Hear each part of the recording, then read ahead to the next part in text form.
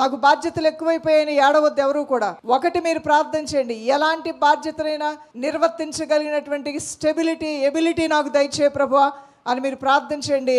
అసలు ఒక రెస్పాన్సిబిలిటీ తీసుకోవటం అనేది ఎంతో గౌరవప్రదమైనటువంటిది. నేను చేయలేను ప్రభువా, నా వల్ల కాదు ప్రభువా, ఇక నేను డిసైడ్ అయిపోయాను ప్రభువా అని మనసులో ఎవరైనా ఈ రోజున ఒక ఇదే ఆఖరి నిర్ణయం అనుకుంటున్నారేమో, అది నిజము కాదు. దేవుని బిడ్డ, నీ బాధ్యతలను నిర్వర్తించుకునే వృద్ధిని, సమృద్ధిని, సామర్థ్యము దేవుడు నీకు పెంచబోతూ ఉన్నాడు. నీకు నీవే చేయగలుగుతావు. నీ ద్వారానే కొన్ని కార్యాలు జరగాలని దేవుడు నిర్ణయించాడు. అవి నీ ద్వారానే దేవుడు చేయబోతూ ఉన్నాడు. అది నీ వల్ల మాత్రమే అవ్వాలని నిర్ణయించబడింది. ఇది నా వల్ల కాదని నువ్వు అనొద్దు. ప్రభు నిన్ను వాడుకుంటాడు.